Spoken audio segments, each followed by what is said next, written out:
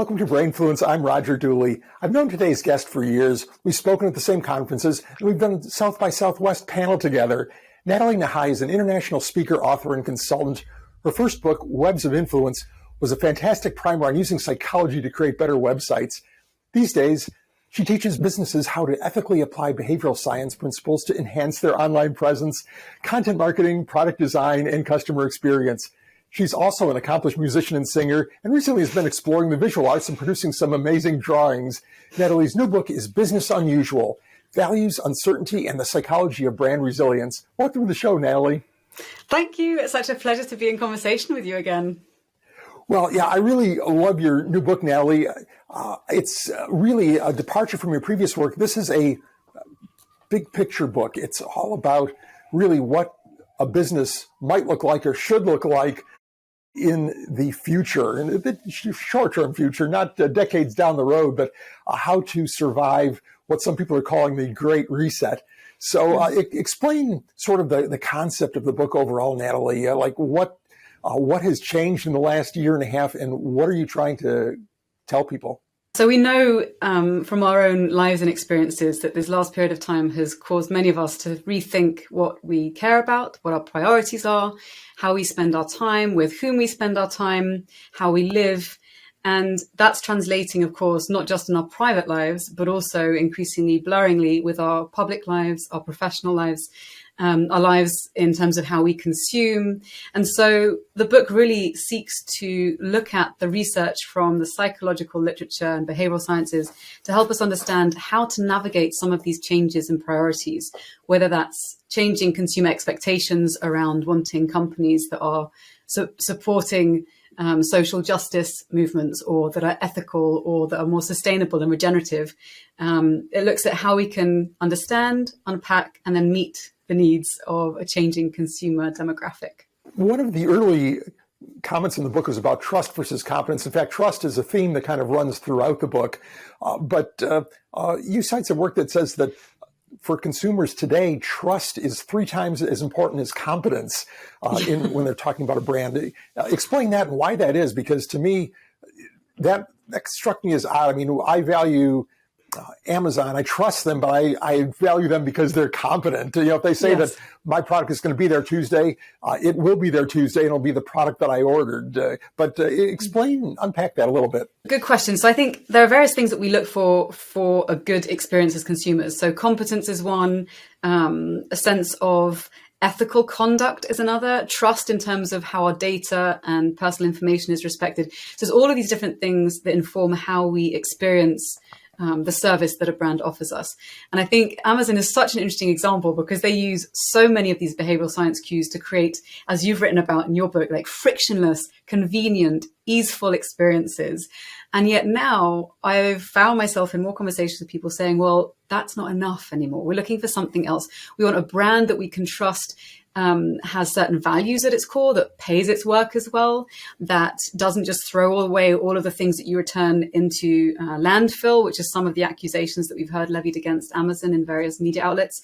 And so I think when it comes to finding a good mix, there is now a greater emphasis on not just being able to fulfill the order, but also how you fulfill the order and what's involved in the business organization as a whole, in the whole process. I think that if Amazon has an Achilles heel, that might be it. In particular, the way they have created an employee experience that, unlike their customer experience, which is basically very focused on making things super easy for the customer, their employee experience seems to be a little bit robotic. In other words, they think of their people as sort of interchangeable pieces, and this would be their hourly workers, not necessarily their executives, but their hourly workers in their warehouses and drivers as sort of interchangeable pieces that can be managed by systems. And it seems to me to be a very impersonal type of arrangement. I don't get the impression that the typical hourly worker at Amazon feels like they're a valued part of the team. But now this is an outsider perspective, but this is the sort of thing that I'm seeing reported on anyway in the media. Right. And that is bleeding over, I think, into customer perception of the brand. Like it's one thing to say, okay, well, we've got our customer facing piece, and what happens in the sausage factory, nobody sees.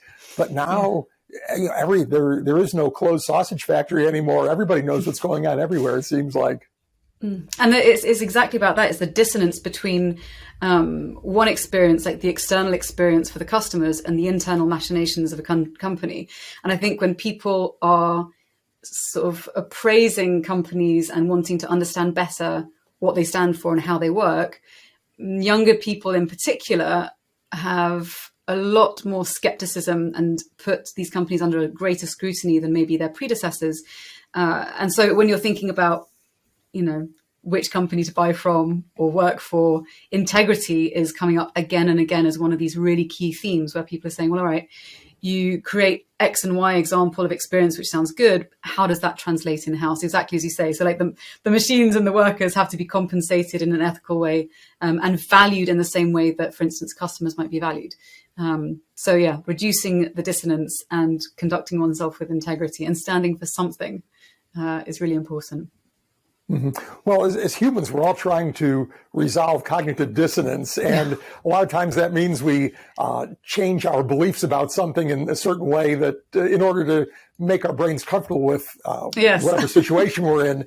And, I buy distressingly often from Amazon. Their truck is a regular visitor, to say the least. But, it's part of my brain is saying, well, yeah, but are these the same people that their workers don't get bathroom breaks and things like that.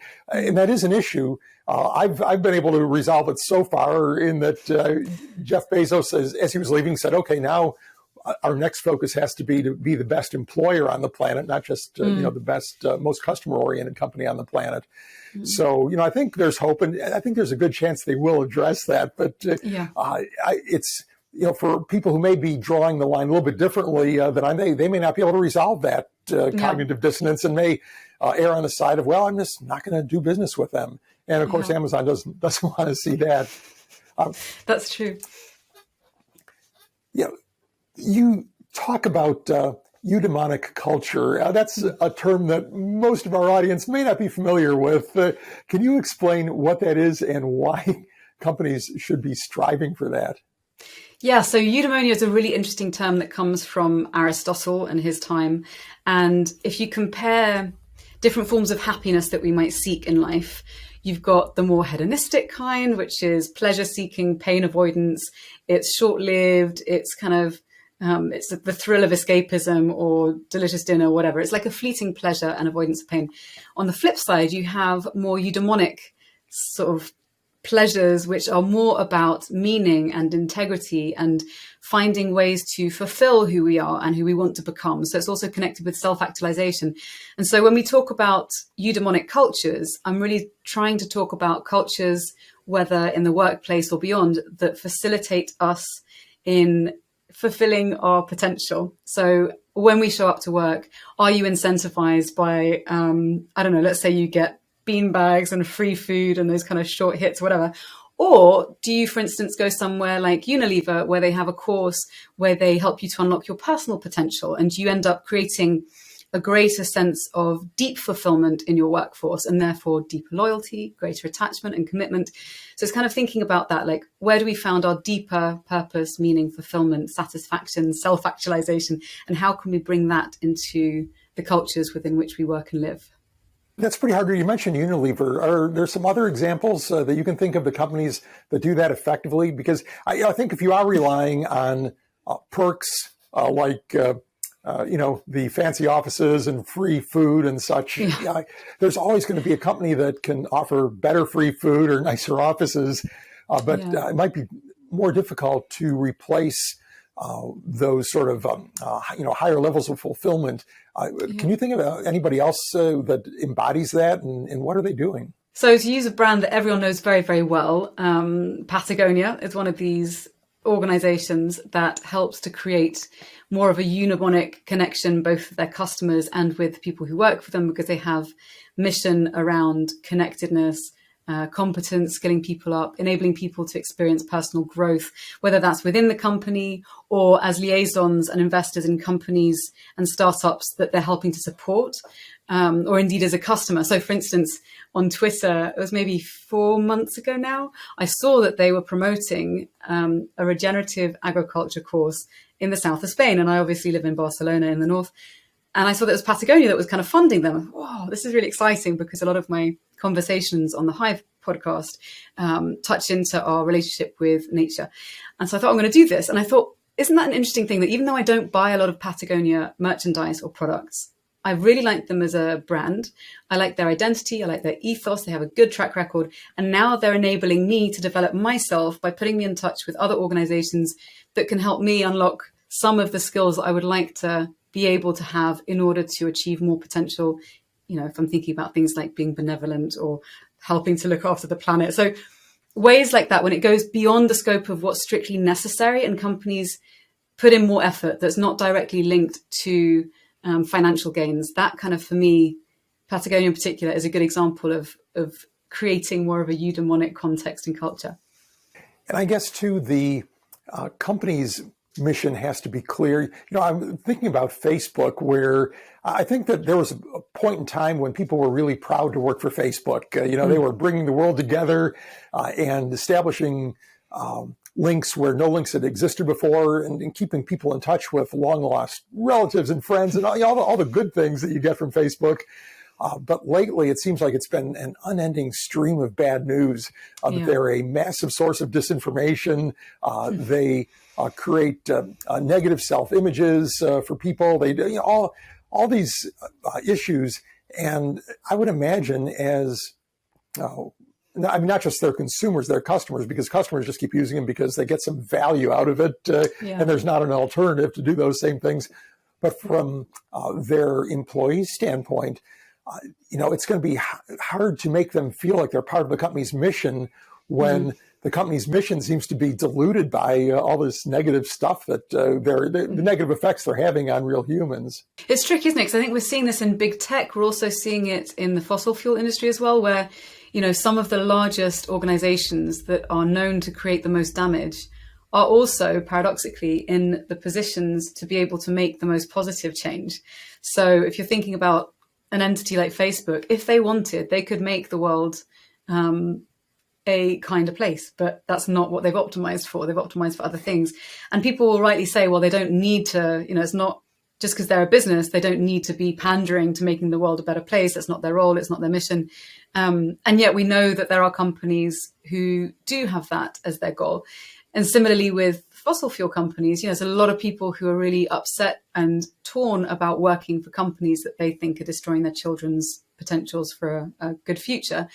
And yet, when you get that dissonance within people working within these industries, it also creates the possibility of change, because people, if they get motivated enough to kind of cross the value action gap, like these are the values that I care about, there's a gap between what I care about and how I can act, there's a desire to close the gap. What can I do within my role, my team, my organization to have conversations to push the needle to make people realize that there might be a better way of doing things?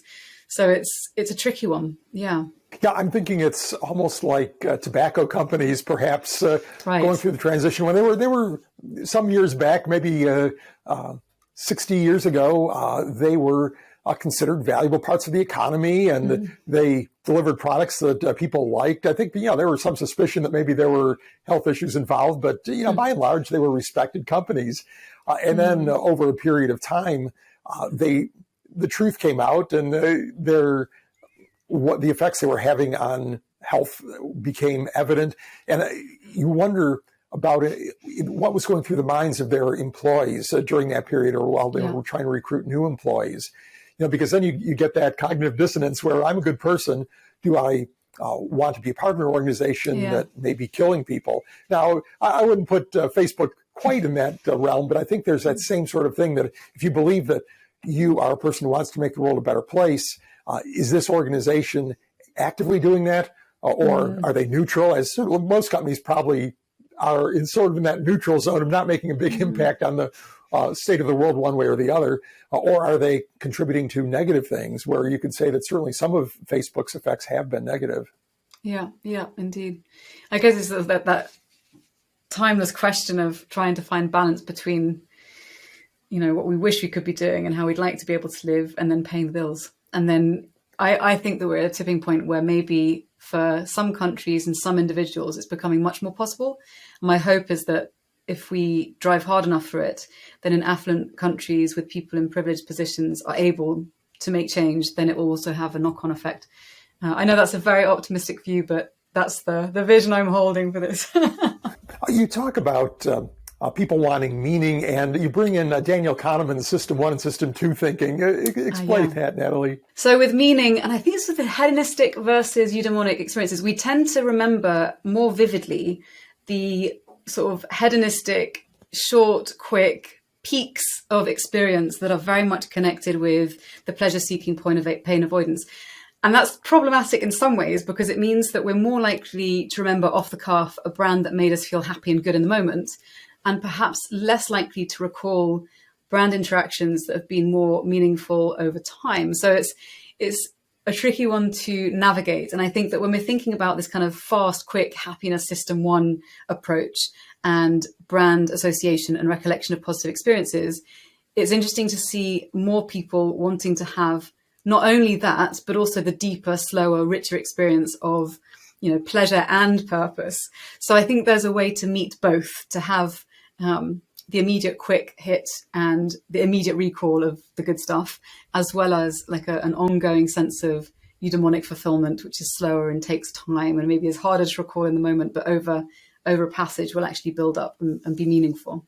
There's, I think, a social identity component there too, where people want to feel that they are part of an in-group that is doing good things as opposed to one that's not. So, and I think different companies, for many companies, they aren't really seen as part of a person's identity. That's just where they work. But as you move up the ranks, if you're a Googler, you think, wow, this Google is part of my identity, and therefore what Google is doing has to hopefully agree with your identity. And if not, then you've got that dissonance cropping up again. Yeah. And that social identity theory, it's a tricky one because we tend to also be attracted to people that we perceive as similar to ourselves. So there's also the similarity attraction piece that comes into play. And if we do that without thinking about it necessarily, or we are attracted to people who on the surface are similar, so it might be demographically similar. And then you've got interesting questions around race, around age, around ability, around sex, all of the things that is interesting and useful and important to be talking about now. But if you're talking about similarity and social identity, it's like, well, is there a different way to approach this, knowing that we tend to like people who are similar? Is there a way to approach how and who we are by thinking, are there ways to sort of build bridges? What values do we share in common?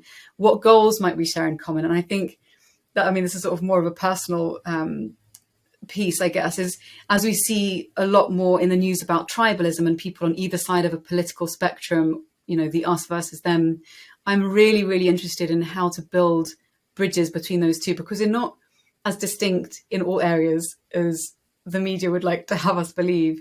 There are a lot of needs that we share in common and desires that we share in common that I think if we can take the lens of social identity and similarity attraction and think, well, okay, these are just aspects of, or ways to understand aspects of who we are there some deeper ways to approach life and belonging by looking, for instance, at values or shared goals that could bring people together? So yeah, I'm always thinking about that at the back of my mind.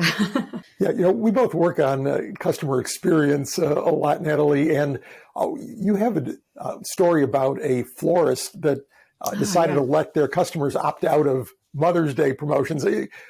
That struck me as a little bit odd, but why don't we explain the setup for that? What did they do and why?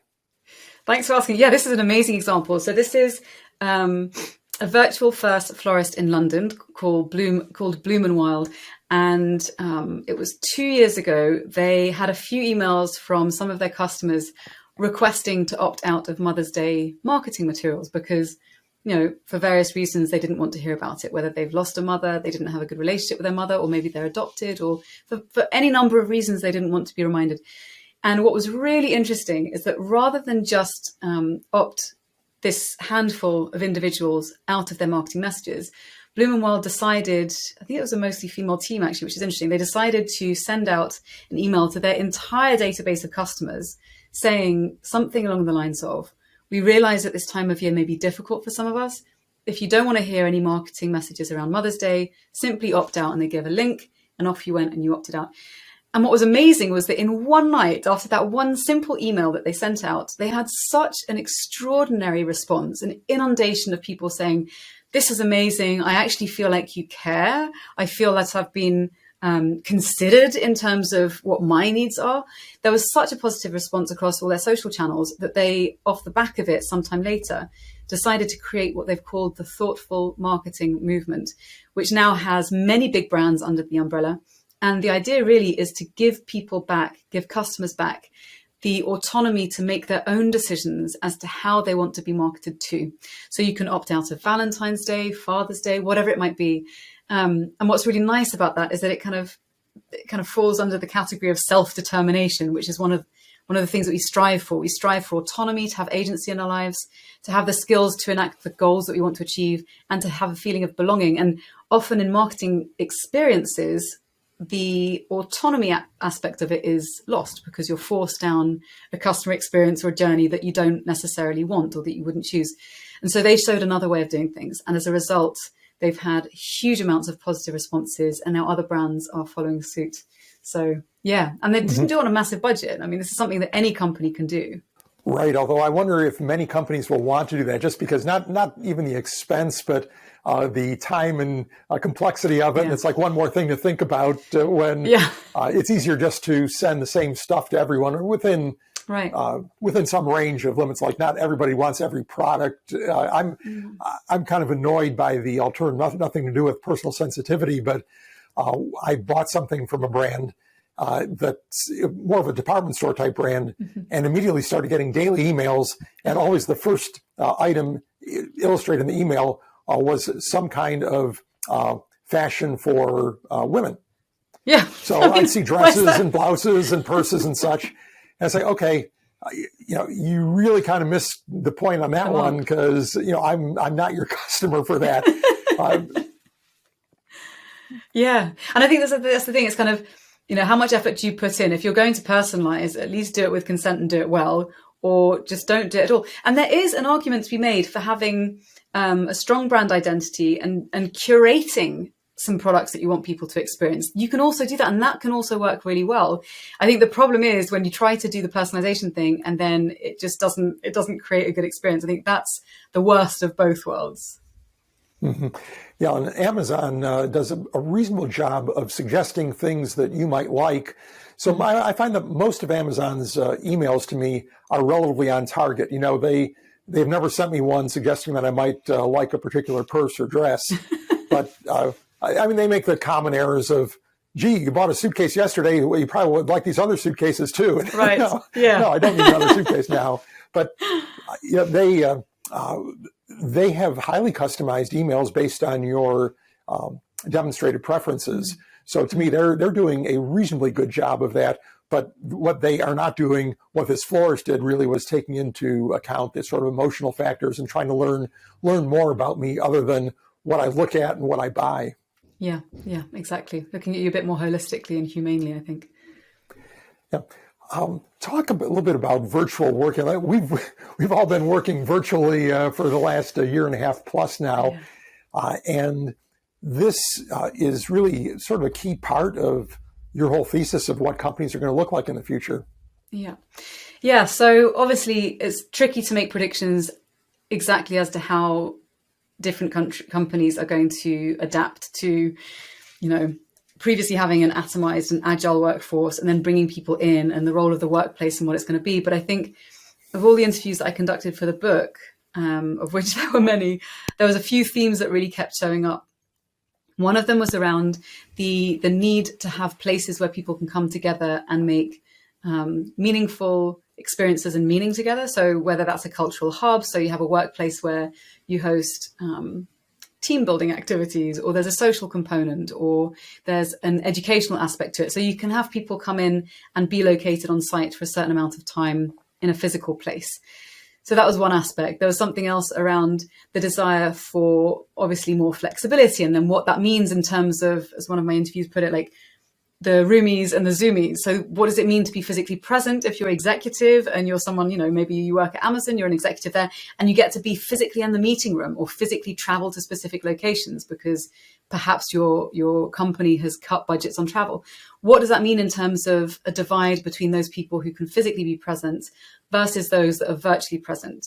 So there's questions around that, questions around psychological safety. So how do you build an environment through virtual means with virtual teams where the feeling of being able to speak up without incurring negative consequence, to be able to challenge an idea or maybe battle an idea or voice dissent, how do we create a space in which that's welcomed and made possible so that then you can have the innovation and the creativity and the change that comes off the back of it?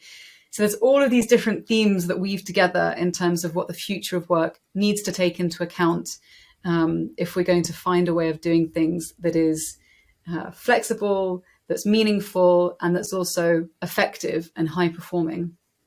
Oh, dig into that psychological safety piece a little bit, Natalie, in particular, expressing, say, dissent or a controversial view in a meeting when you're remote, because when you're in person, you've got all that rich body language that you can use to both read other people and see how they're reacting to what you're saying, and also you can adjust your own posture to maybe be less threatening if you think you're coming across that way. But when you've got a bunch of heads on Zoom, you don't really have that ability. So what can one do to be better at that?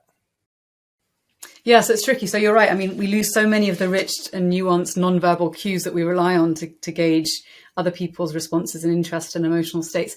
I think there are various tactical things you can do. So one of the things that you can do just on a tools basis is that if you are trying to build space for people to be candid, you can use tools such as anonymous surveys, polls, etc., as participation forces, which sounds bad, and it's not about coercion, but it is about creating an anonymous space in which people can be honest. That doesn't fix the problem though, because what you want to do is create a space where people feel comfortable voicing their opinions as themselves, right? So then it's really about individuals within the group, and in particular leaders within the group, stating what the intention for the group is, having some parameters in terms of what's welcome, also making sure they're giving good verbal feedback about feedback that they might have received. So if they say, look, we really want to hear from you because we haven't got experience on a day-to-day basis with customers. Your voice and insights are really important. If you're being mindful about, as a manager, as a leader, inviting participation and making sure that that's something that you consciously build in, that can also be really important. And then also, I mean, one of my dear friends is a coach, and she was describing some of the practices that you can do, which are physical practices. So like art-based practices that she brought a team of execs together to do on Zoom, but at least it was something physical and tangible. So they can also be, with a bit of creativity, ways in which to experience something and share something a bit more deeply that involves physical participation in your environment and then sharing the output of that across the screen. So there's lots of little things that we can do to try and help build that sort of safety. But trust is a little bit harder to cultivate online than in person, especially with teams that you've not met in person before.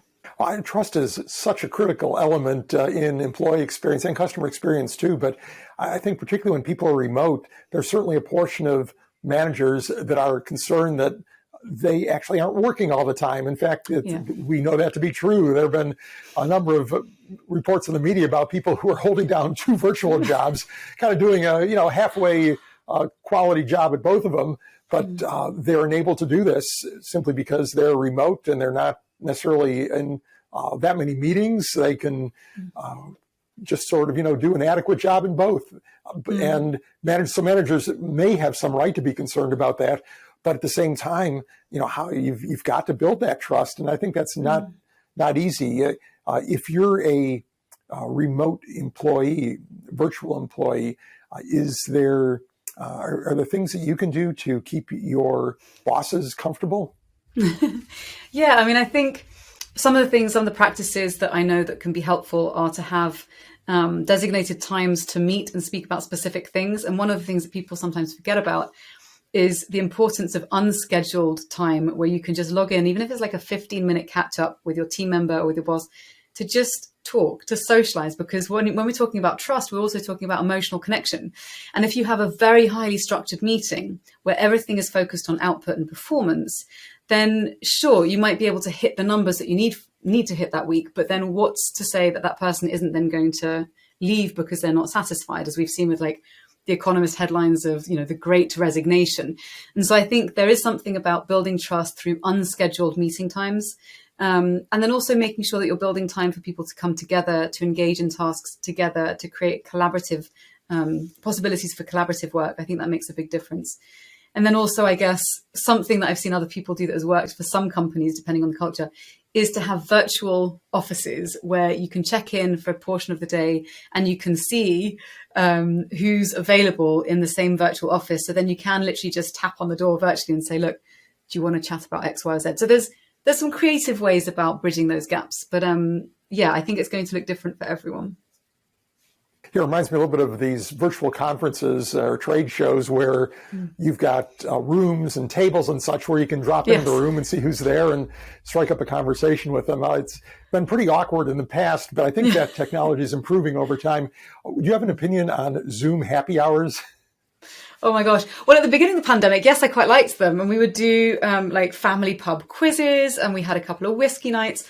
But then I think as we kind of fatigue kicked in and it was too much screen time, obviously that's something which people like less. I think it is an interesting thing to do intermittently. Like, again, it's this whole thing of how do we get the best of both worlds and make sure that we can enjoy what technology has to offer, but not as a replacement. It's not functionally equivalent to having an actual happy hour with people down the pub, but it is a substitute when the happy hour down the pub is not possible. So yeah, that's my thoughts you mentioned on that. That even audio alone can be sometimes better than video. And we think of if you're in a Zoom meeting, video is important to establish that connection. But you said in some cases, just being on audio is better, right? Yeah, and I think that's because, well, several things. Number one, research suggests that we are a lot more self-conscious when we can see ourselves reflected on the screen. So for instance, now me speaking to you, I am consciously attending to the video of your face and not mine because I don't want to keep looking at my face, even though I'm right next to you on my screen. So there's that. There's kind of diverting extra attention to where we want to hold our focus. There's also been some interesting research that women tend to speak up less in Zoom meetings when the cameras are on or where they can see themselves. There's also a gender element there that can come into play. There's also things like, if you're facing a bunch of heads, and you mentioned, the loss of verbal cues. We've in day-to-day experience, and we'll see from the video, when I think, I look around quite a lot because it helps me to think more clearly. Now on Zoom, there's almost an expectation that we keep looking straight forward. And of course, that's not natural. And so it can feel threatening in some cases. It can give you eye strain. It can make you feel tired, or it can make you feel as though you're being surveilled. So there's all of this messy kind of complex web of things that can be happening because we're not able to actually just reach out, grab someone's hand, say hello, or shut our eyes to think about our response. And I think that's why audio is so helpful, because it means that we are in some ways more intimately listening to what the person is saying. We tune into the nonverbal cues, so not just the content and the words, but how they're speaking, the intonation, the pace, the constriction or openness of the voice, the excitement level. All of this is something that is easier to tune into when there isn't the visual getting in the way. So I think those are just some of the cues and things that come into play when we're thinking about whether we want to go audio or video or combination of both. Great. I think that's a good place to wrap up, Nathalie. How can people find you and your ideas online? Thanks, Roger. So my personal professional website is nathalienahai.com. If you want to find out about the book, I've made a beautiful site called businessunusualthebook.com. I know, I'm really sorry, it's really long. And then if you want to find out within your business what your business values represent, how they express themselves, you can check out thevaluesmap.com, which is a free tool where you can figure out what your values are and how to express and communicate them throughout your business. And then you can also check out the Hive Podcast. And just thank you so much. This has been such a pleasure. We'll link to all of those places on the show notes page at rogerdooley.com/podcast. Nathalie, it's been great to reconnect. Thanks for being on the show. Thank you so much.